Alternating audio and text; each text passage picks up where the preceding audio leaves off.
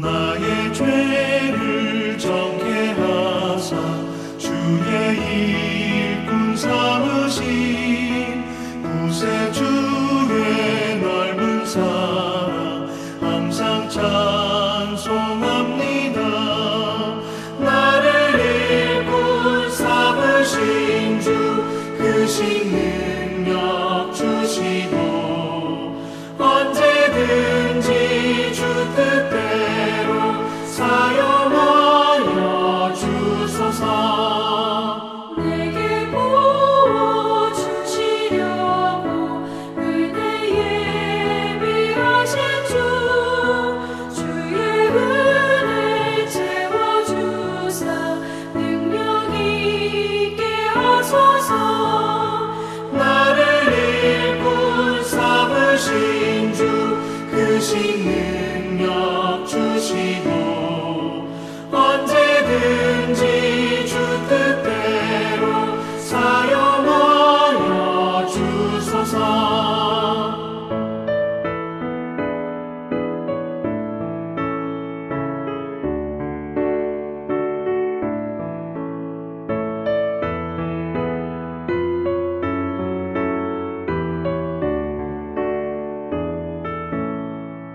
죄의 짐을 풀어주신 주의 능력 크도다. 나를 피로 사신 예수 내 맘속에 오소서. 나를 일꾼 삼으신 주 크신 능력 주시고 언제든지 주 뜻대로 사용하여 주소서.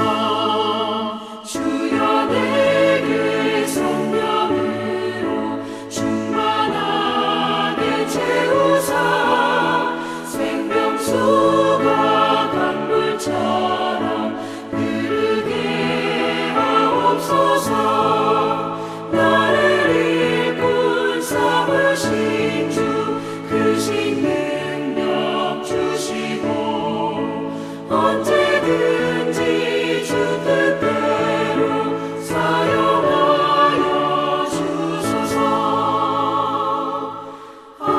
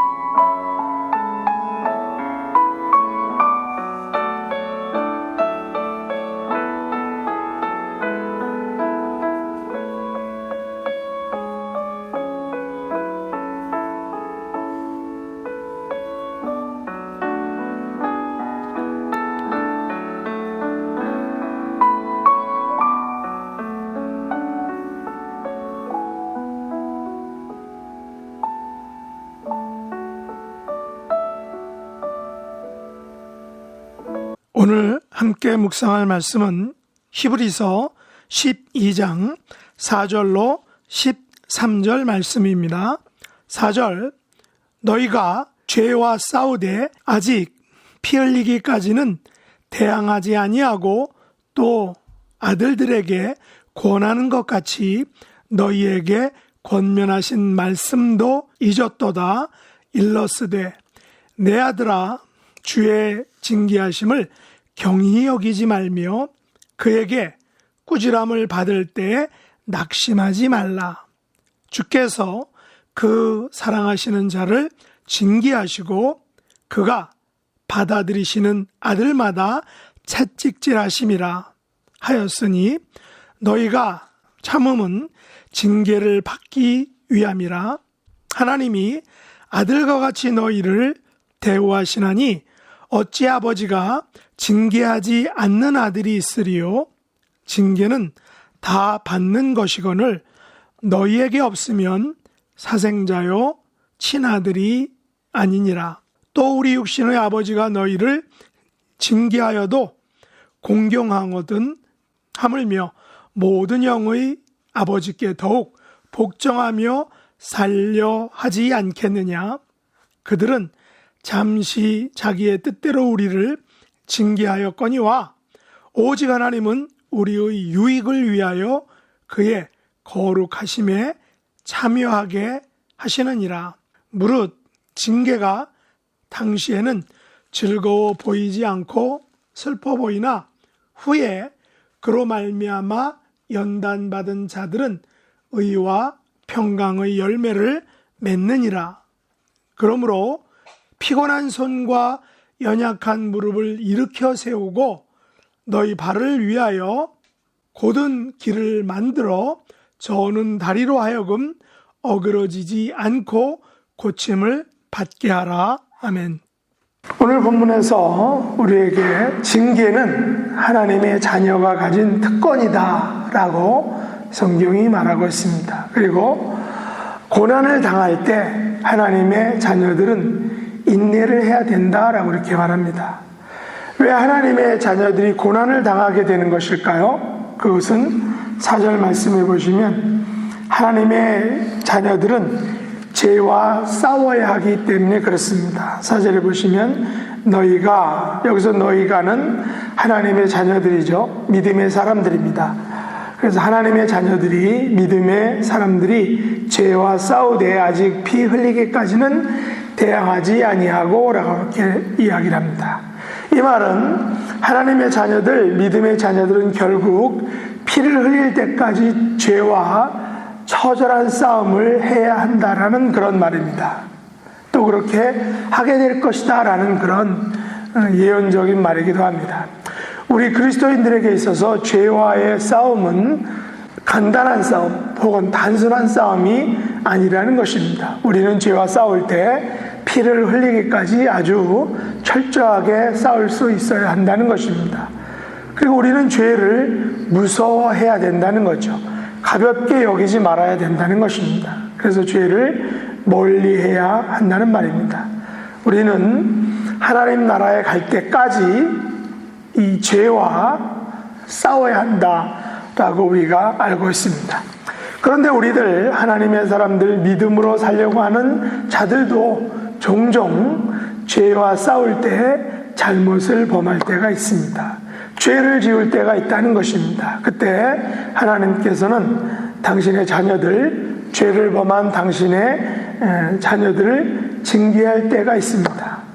히브리서 저자는 하나님께서 죄를 범하는 자녀들을 징계하신다는 것을 잠언 3장 11절과 12절 말씀을 인용해서 오늘 히브리서에서 기록하고 있습니다. 거기 보면 내 아들아 주의 징계하심을 경히 여기지 말며 그에게 꾸지람을 받을 때 낙심하지 말라. 주께서 그 사랑하시는 자를 징계하시고 그가 받아들이시는 아들마다 채찍질하심이라 라고 이렇게 말합니다. 무슨 말입니까? 징계는 마치 아버지가 자기의 아들들을, 자녀들을 사랑하는 방편 혹은 증거다라고 이렇게 말합니다. 우리 하나님께서 당신의 사랑하는 자녀들이 죄를 범할 때 그들을 징계하시는 것은 마치 육신의 아버지가 사랑하는 아들이 죄를 범할 때, 잘못을 했을 때 바로잡기 위해서 그 아들을 때리는 것과 같다라고 이렇게 말합니다. 그래서 아들의 입장에서는 죄를 지어서 아버지 혹은 하나님 아버지로부터 징계를 받을 때에는 이것을 가볍게 여기지 말아야 한다는 것입니다. 징계를 무겁게 여기고 좀 이렇게 중하게 여기고 신중하게 여기고 죄에서 돌아서라는 것입니다. 다시는 죄를 짓지 말아야 된다는 것이죠. 징계를 달게 받아야 된다. 기쁨으로 받으라는 것입니다. 그리고 아버지에게 징계를 받을 때, 꾸지람을 받을 때 결단코 낙심하지 말라라고 이렇게 말합니다. 여기서 낙심하게 되는 이유가 무엇이겠습니까? 그것은 아들의 입장에서 볼 때 아버지가 죄를 범한 아들을 사랑하지 않게 꾸짖는구나 라고 이렇게 잘못 오해를 하고 있기 때문에 그렇습니다. 왜 아버지는 아들의 죄를 그냥 용서해 주시지 않고 꾸짖기만 하시느냐라는 것입니다. 아들의 입장에서 볼 때 죄를 꾸짖는 아버지에게 서운한 것입니다. 그래서 아들은 낙심을 하게 됩니다. 낙담을 하게 됩니다. 아버지가 나를 버렸구나. 아버지께서 좀 나의 죄를 봐주시지, 덮어주시지, 굳이 꼭 들추어내서 때리고 징계하시느냐라는 것입니다. 이것은 철저하게 아들의 입장에서만 생각한 것입니다. 그러나 이것이 과연 사랑이냐라는 것입니다. 히브리서 저자에 의하면 이것은 결코 아버지의 사랑이 아니다라고 이렇게 말합니다. 6절에 보시면 주께서 그 사랑하시는 자를 징계하시고 주께서는 그가 받아들이시는 아들마다 채찍질 하신다라고 말합니다. 무슨 말입니까? 아버지가 죄를 범한 아들을 징계하시고 채찍질 하시는 것은 아버지가 그 아들을 끔찍이도 사랑하고 있다라는 증거다라는 말입니다. 우리 하나님의 자녀들이 이 세상을 살면서 당하는 고난과 박해는 우리의 영적인 발전을 위한 교정과 또한 교육의 효과를 위한 훈련으로 우리가 생각해야 된다는 말이기도 합니다.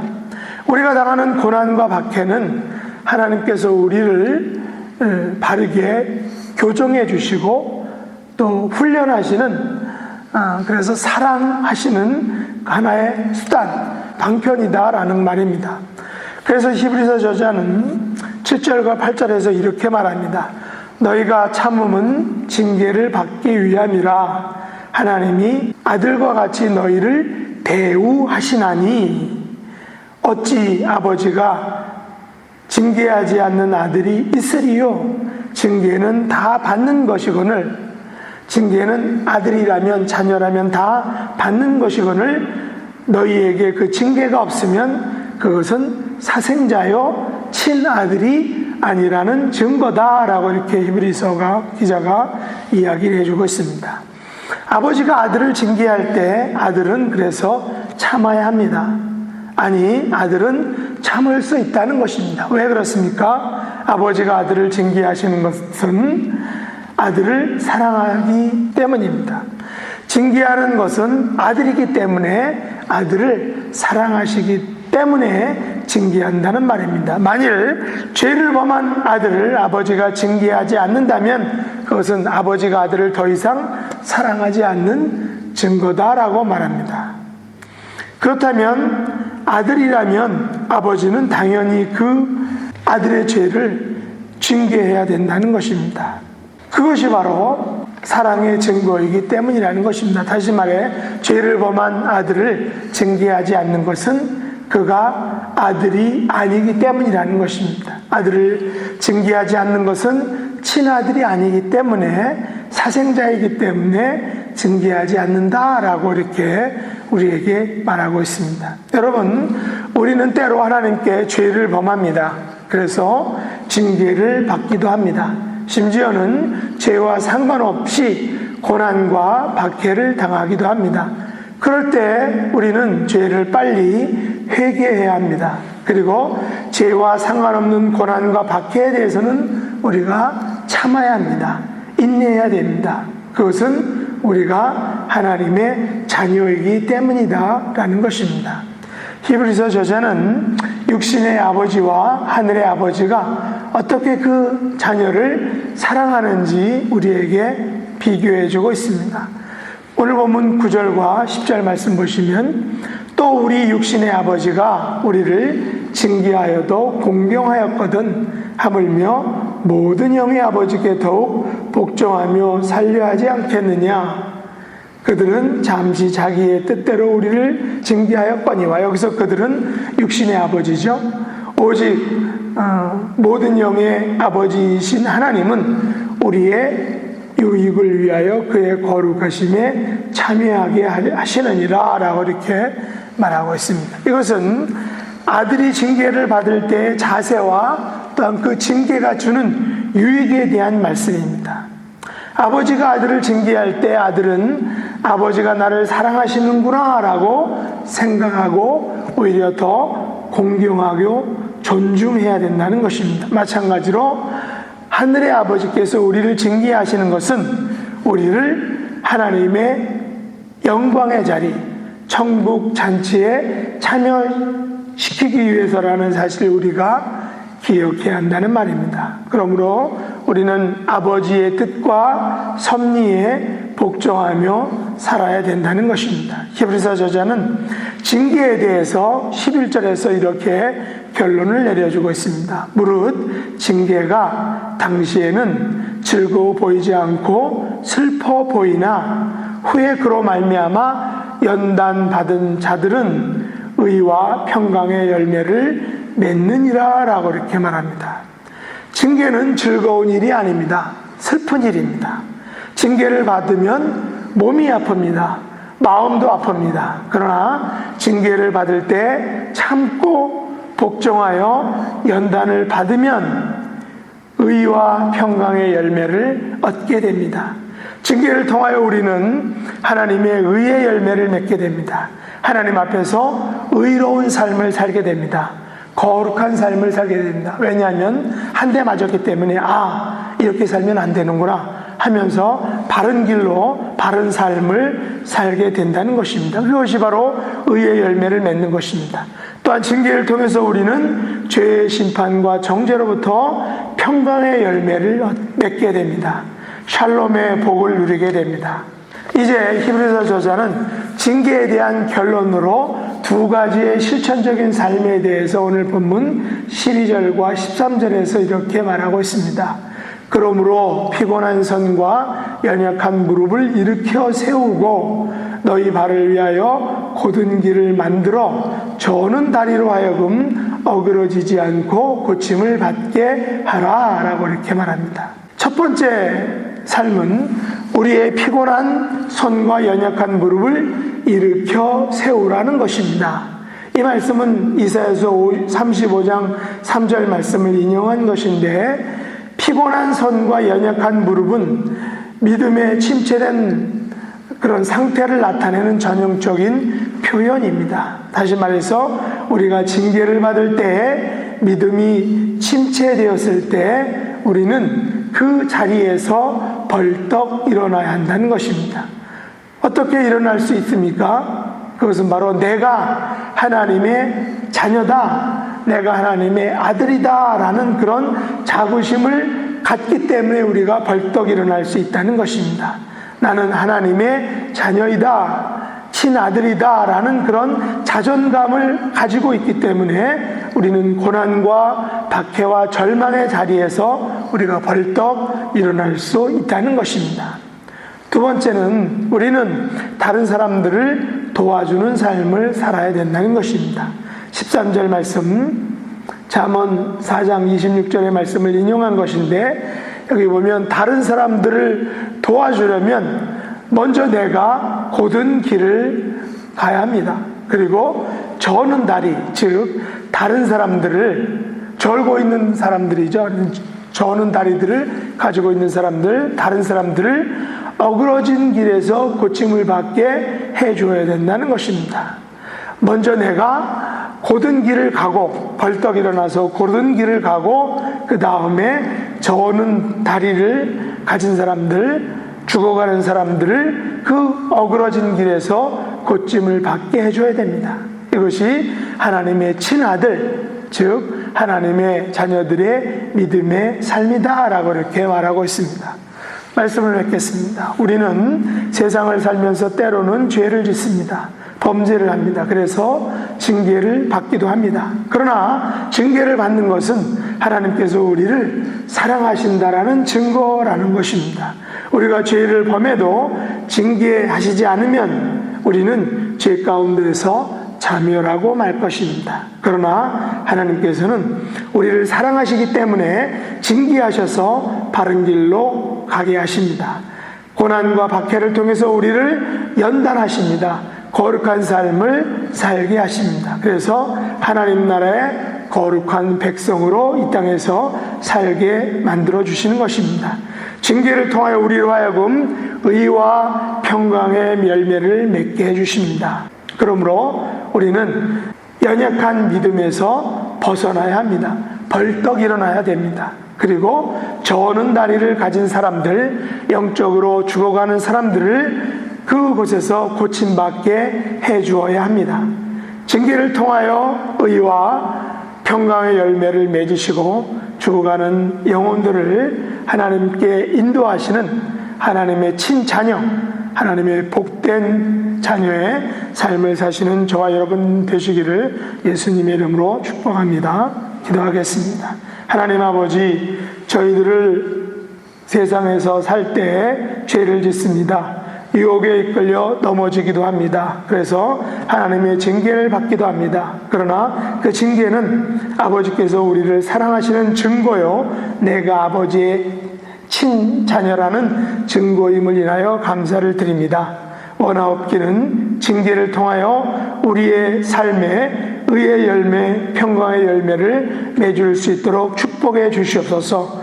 또한 먼저 연약한 믿음에서 우리가 벌떡 일어나서 저는 다리를 가진 연약한 불쌍한 영혼들을 올바른 길로, 곧은 길로, 하나님의 길로, 그들의 영혼을 구원하는 길로 인도하는 복된 저희들의 삶을 살 수 있도록 하나님 축복해 주시옵소서. 오늘 하루의 삶 가운데 모든 믿음의 권속들이 오늘도 이러한 삶을 살아가는 복된 하루가 될 수 있도록 축복해 주시옵소서. 예수님의 이름으로 간절히 기도드리옵나이다. 아멘. 하늘에 계신 우리 아버지여, 이름이 거룩히 여김을 받으시오며 나라의 임하옵시며 뜻이 하늘에서 이룬 것 같이 땅에서도 이루어지이다. 오늘날 우리에게 일용할 양식을 주옵시고 우리가 우리에게 죄진 자를 사하여 준 것 같이 우리 죄를 사하여 주옵시고 우리를 시험에 들게 하지 마옵시고 다만 악에서 구하옵소서. 대개의 나라와 권세와 영광이 아버지께 영원히 싸움나이다. 아멘. 성소에 들어가 주의 얼굴 배우리. 그 얼굴을 배울 때 주님의 은혜 넘치네. 엎드려